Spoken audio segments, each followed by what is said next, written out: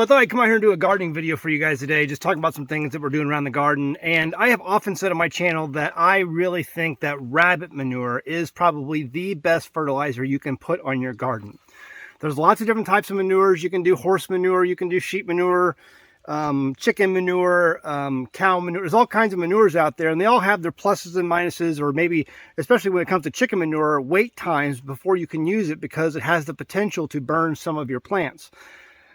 There is another manure out there, or fertilizer, that I highly recommend. I heard about this years ago. I've mentioned it before on my channel. It's fish fertilizer, and I heard about it years ago from that guy on YouTube who is known for promoting the Boogie Brew. I have used Boogie Brew. I haven't used it in a while, but it is a really good, it seems like it's a really good type of additive. Natural, organic additive you can put on your garden. Anyway, he's really big on the fish fertilizer, and I have used this in the past, and I'm telling you, this is amazing, amazing stuff.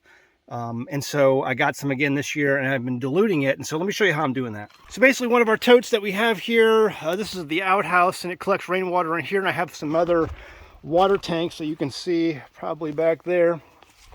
Anyway, so I drain it out of here, and I put in a couple dashes, maybe a tablespoon or 2 tablespoons inside the bottom of the bucket, and swish it around, and then add the water. And this water here, it smells horrible. This stuff stinks to high heaven, but this stuff is amazing for your garden. And so this is what I pour on my plants. I'll just take this, and I'll take this out to the whole bucket, out to the garden, and I'll have a little, this little jar here that I take with me, and I'll just, each plant gets, a little bit, maybe a half a cup or a cup of water, of this water, and then that's what I water it with every day.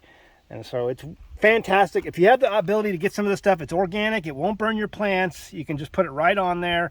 Obviously, you want to dilute it because it's concentrated. It probably wouldn't burn it if you put it on, at full blast, but diluting it makes it last a lot longer. So I've got a lot of my plants out. I don't have everything out yet. I still have a lot of stuff to go. Everything's going to be basically planted here in the next few days. I have a few more things to do. I've got a bunch of pepper plants that are still inside the house. They're coming up nicely. I have some tomato plants still inside the house. I have some squash plants still inside the house.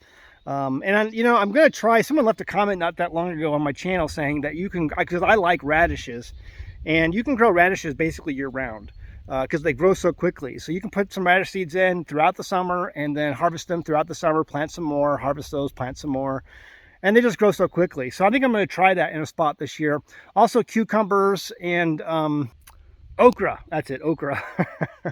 Now, last year I had a war going on, and when I think of how I do battle every summer with the critters, whether it be insect pests, whether it be deer, whether it be groundhogs, whether it be possums. I saw a possum digging. I saw a possum digging in my garden area just a few nights ago. He dug up a whole bunch of holes, so I'm going to have to get rid of him.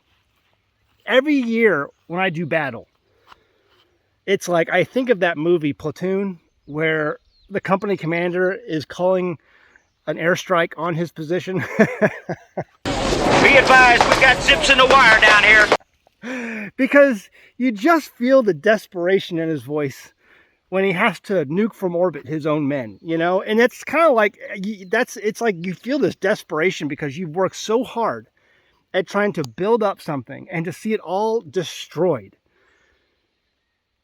Just sometimes within a matter of a couple of nights, this desperation sits in. So every year I try to look for new methods. I try to get with what works, and I've been using those sensors throughout the years, and those seem to be working pretty good. You have to replace them because they do take a beating. The summer sun just breaks them down. They're cheap, garbage from China, but they do work.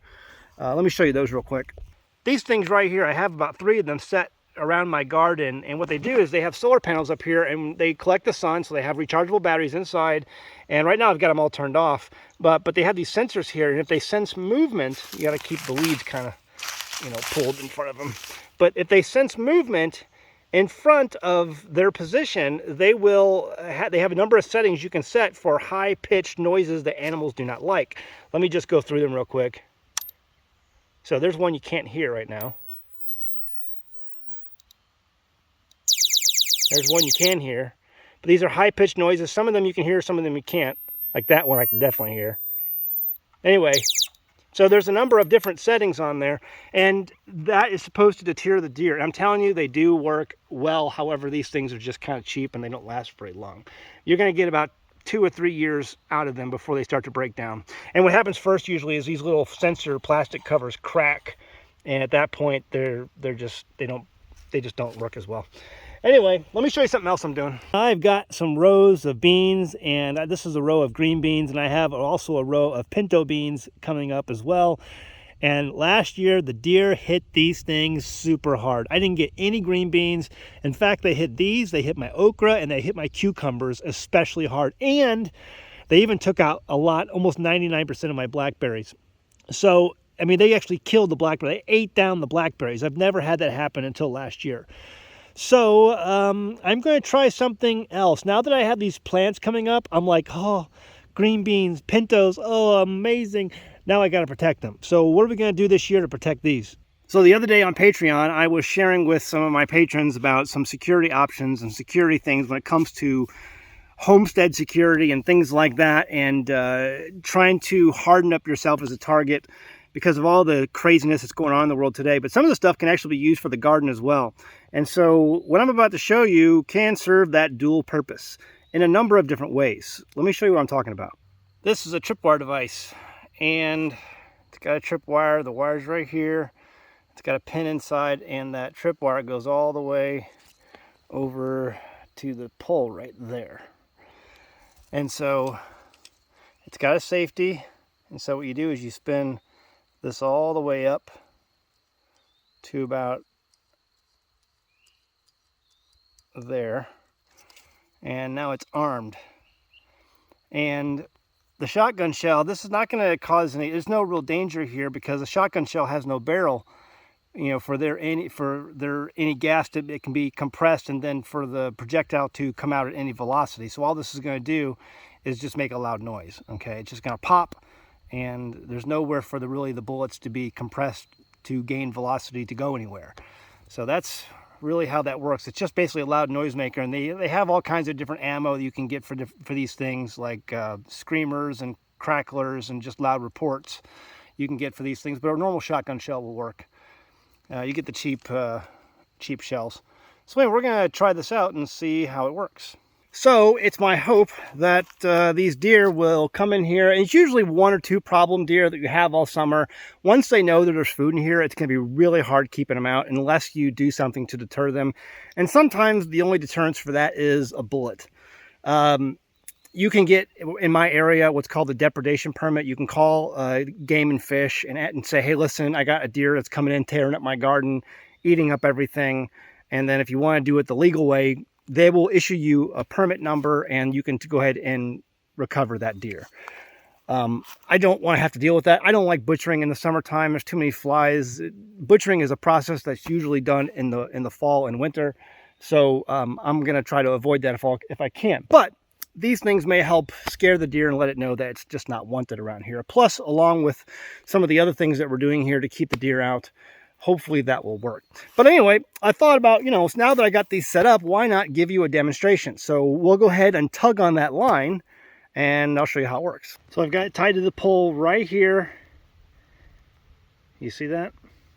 And I'm going to pull on the pole. There's where it is right there in that pole. You see that? And 3, 2, 1, we're going to set it off. 3, 2, 1.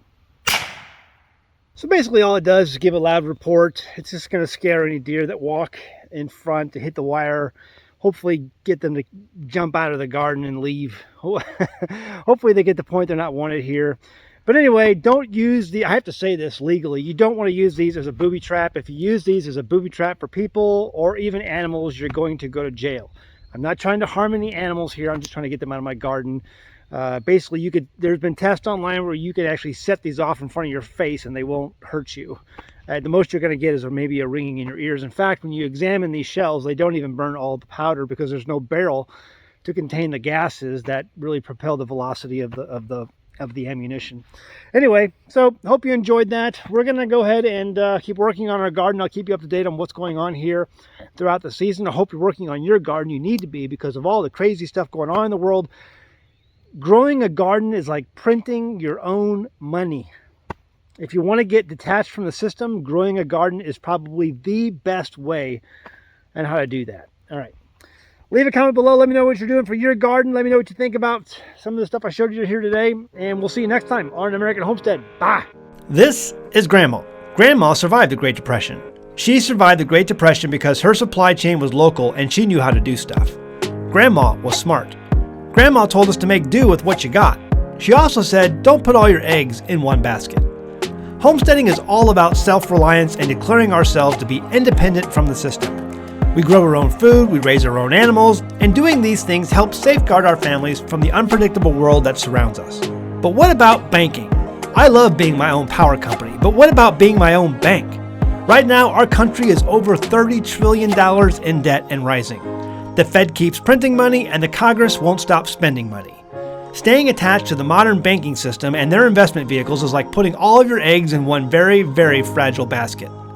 On one side, you have the threat of inflation and your savings value floating away, and the other side is a possible deflationary stock market collapse, just like what happened in the 1930s. Genesis Gold Group is like a basket holding eggs, and these eggs are impossible to break. History shows us that all paper investments have and will return to their intrinsic value eventually, zero. But gold, silver, and other precious metals have never, ever been worthless. In every collapse throughout history, people have turned back to precious metals to find monetary value. If you have a 401k, an IRA, or a savings account where you're literally watching the purchasing power inflate away, give Genesis Gold Group a call right now, today, this instant. They can develop a strategy for you in the days ahead. I can tell you how I raise sheep, I can tell you how I raise chickens, or the best way to grow tomatoes, or how to hook up a solar panel. But Genesis Gold Group is your best shot at safeguarding your hard-earned savings and investments during this increasingly turbulent time in history. The link and phone number is in the description below, or visit their website at genesisgoldgroup.com. And be sure to say you heard about them from An American Homestead.